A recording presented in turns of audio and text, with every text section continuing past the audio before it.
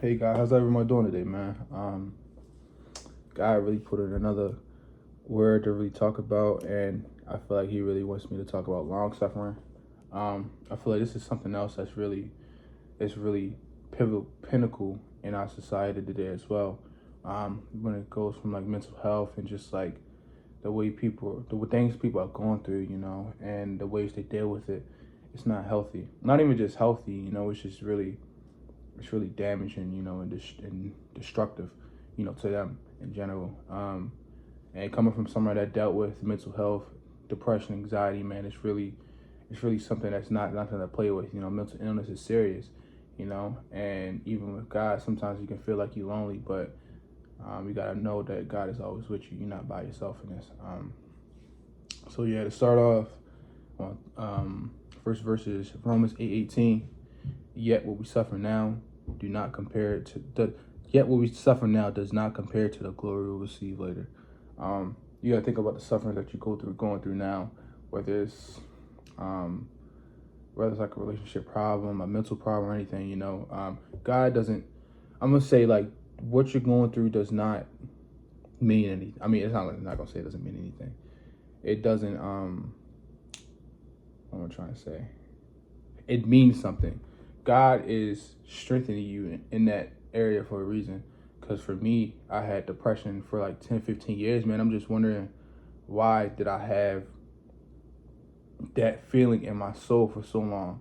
That depressive feeling, that loathsome feeling, that loneliness and darkness and helplessness. Why did I feel that in my heart for so long? And I didn't know. I truly didn't know. And I realized after a while it was really just to strengthen me in general, because now after going through that, and now after Him delivering me from that depression and anxiety, it's like now I have the strength to overcome a lot of mental things because of that. And John 13:7 says, you may not understand what I'm doing now, but you will later. I truly did not understand why I had depression, anxiety, and suicidal ideations, and me doing hurtful things to myself for so long. I didn't understand that. I was doing those things to myself because I thought that's what I deserved. But when I found Christ, I knew I deserved better. He showed me what I really deserved, which was love. I feel like I didn't need love. But now when I met Christ and I found Christ, He showed me what true love is. I kept trying to find love in other people, which was making me depressed. Which is making me more depressed as well. You know what I'm saying? True love comes from Christ. You can't love truly, and you can't find true love until you meet Jesus Christ. So all the suffering that I was going through back then, it didn't compare to the peace and love that I have in my heart now. And that's all really thanks to God, man. To continue on, Hebrews 13:5 says, let your conduct be without covetousness. Be content with such things that as you have, for He Himself has said, I will never leave you nor forsake you. Man, another big part of my depression, man, was really just idolization, man. I was really idolizing. So I'll tell you the three that I was idolizing. I was idolizing people. I was idolizing video games, and I was idolizing comics. Like I would make my life like image as like one of my favorite superheroes, or like a guy that I really like because I idolized him. That's what I wanted to be like. It's different when you idolize Christ because you want to be more Christ-like. I wanted to be Batman-like. I wanted to be Daredevil-like. But they're fictional characters. Not even enough, just fictional characters. You're trying to idolize something that's not going to help your heart. You're trying to idolize something that's not going to help your soul. Same thing with video games. I was just doing that to distract myself from the real problem, which was me. I was the problem with myself because I kept doing these things and sitting in my loathing, sitting in my sadness. I was so comfortable in my sadness and my depression that I just sat there and I just laid there because I thought I deserved it. I thought I felt like there was nothing better for me out in this world except for death and just darkness, man. Like I really just lived in the darkness. I never really thought that I would really be living in the peace and the joy and the love that I have now.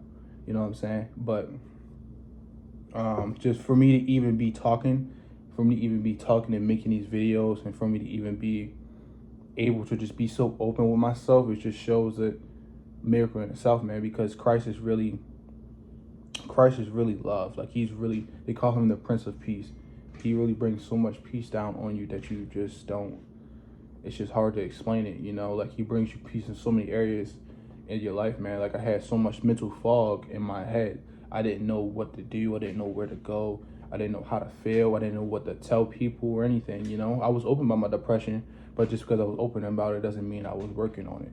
You know what I'm saying? So, but when I met God, he really came down to me and really showed me what love was. He brought that mental fog out of my life. He gave me, he now leads me where to go. Every step that I take is led by the Lord.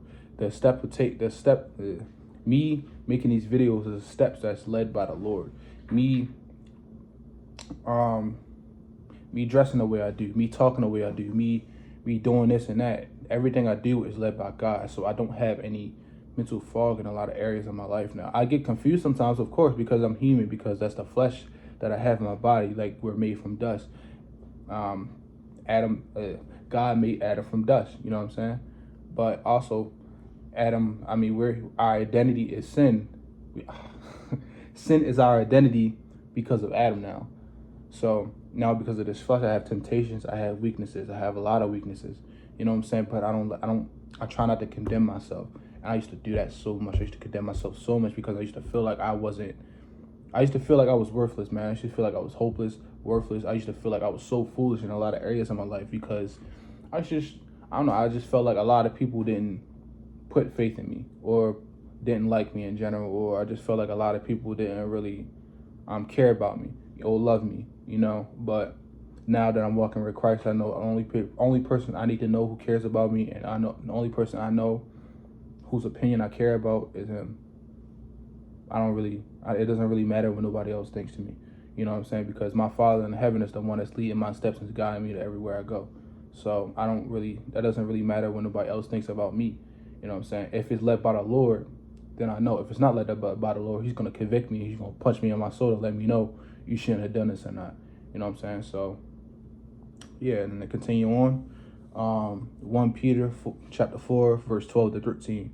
Beloved, do not think it strange concerning the fiery trial which is to try you, as though some strange thing happened to you, but rejoice to the extent you partake of Christ's sufferings.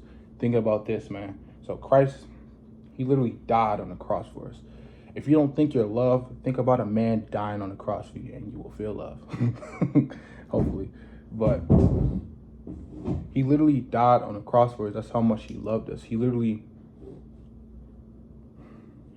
just got whipped, got flogged, man. He really just carried pretty sure it's 300-pound cross for many, many, many miles just to get crucified, man, for so many hours, man. He just shed so much blood for us, and that's how much he loves us. And it rose 3 days later, and it told us to really spread the gospel, spread the good news, that our sin is saved,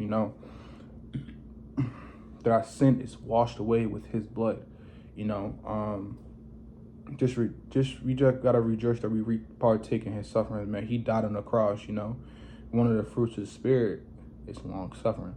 We are gonna suffer.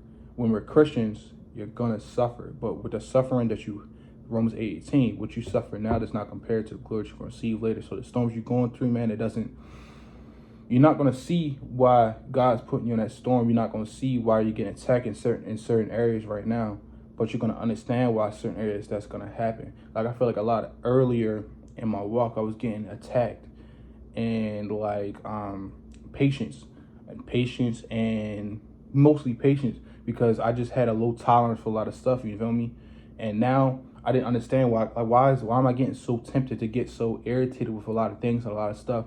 And I should just crash out, honestly, because I didn't know how to handle it, So... But now it's like I have so much patience now because Christ grew me in that. In order for you to grow in something, in order for you to get peace in the area where you don't have peace in, God is really going to bring trials and tribulations in that part of your life so you can grow in that area. You got to bring the Prince of Peace into that area of your life so you can get peace in that area. You don't have peace in the mental aspect of your life. You need to bring God into that area of your life to get mental peace in that area of your life. But also, You got to understand that depression, anxiety is a mental illness. There's nothing wrong with seeking professional help.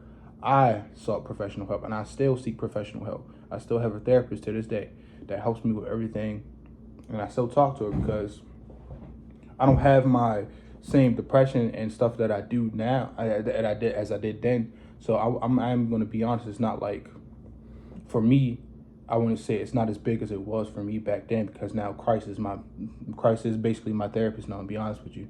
But it does help, and especially when you're more deeper into that, therapists, they're medically trained professionals for that area of your life, So there's nothing wrong with seeking professional help. So I encourage everybody that's going through that. There's nothing wrong with it. Don't be ashamed in seeking that, because I sought that.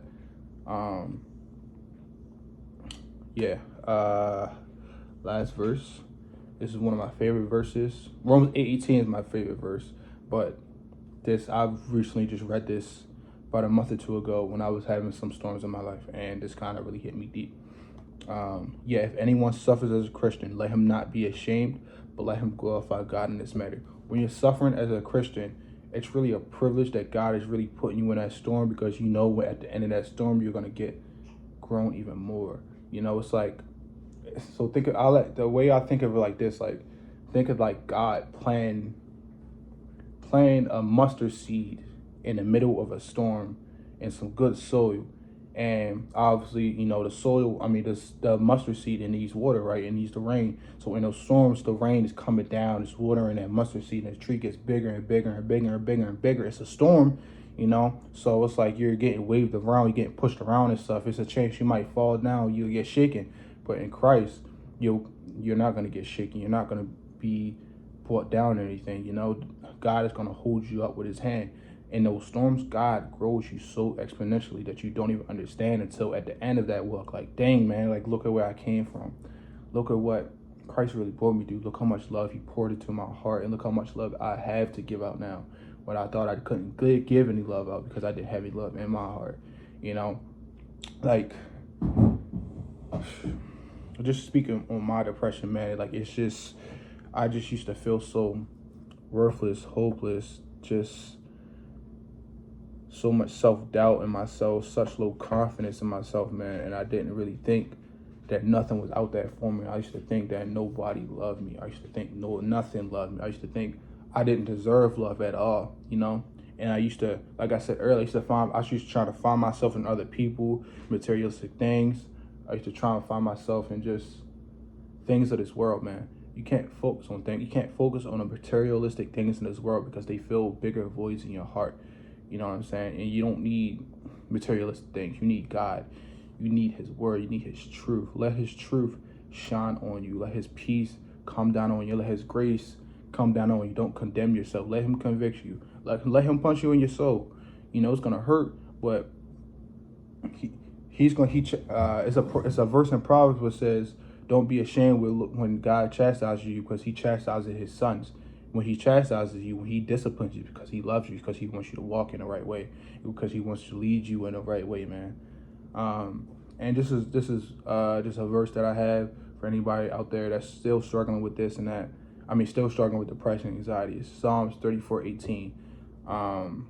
The Lord is close to the brokenhearted and saves those who has a contrite spirit. Contrite spirit mean a broken spirit. This was very pivotal. That verse was like a big thing for me when I was about to in my walk to getting baptized.